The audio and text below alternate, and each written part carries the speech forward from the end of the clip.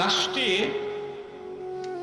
যে লোকেরা দুর্নীতি করে নাই, দেশ বিরোধী কোনো কার্যকলাপ করে নাই, একদম খাঁটি দেশপ্রেমিক, সত্যিকারের দেশের প্রকৃত বন্ধু, যারা জাতীয় এবং রাষ্ট্রীয়ভাবে কোনো অপরাধের সাথে জড়িত এরকম কোনো তথ্য প্রমাণ কেউ দেখাতে পারেনি, যাদের গলায় ফুলের মালা দিয়ে জাতি বরণ করার দরকার ছিল, যাদেরকে রাষ্ট্রীয় সম্পদ হিসেবে ঘোষণা করার দরকার ছিল, কিন্তু দেখা গেল জাতি তাদের গলায় ফুলের মালা দেয়নি, বরং ফাঁসির রশি ঝুলিয়েছে।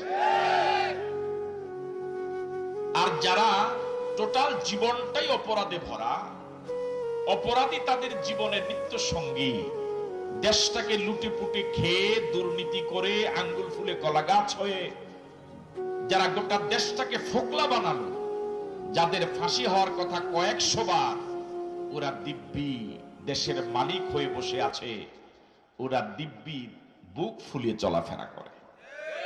যাদের থাকার কথা জেলে, ওরা ঘুরে বাহিরে, আর যারা থাকার কথা বাহিরে, ওরা কাটাতে হয় জীবন জেলে। ঠিক নয় কি? তাহলে গোটা সমাজ, রাষ্ট্র, পরিবার জুলুম আর জুলুম ব্যাপক এবং বিস্তৃতি লাভ করেছে। এই জুলুম শুধু এখন নয়, এটা আগেও ছিল।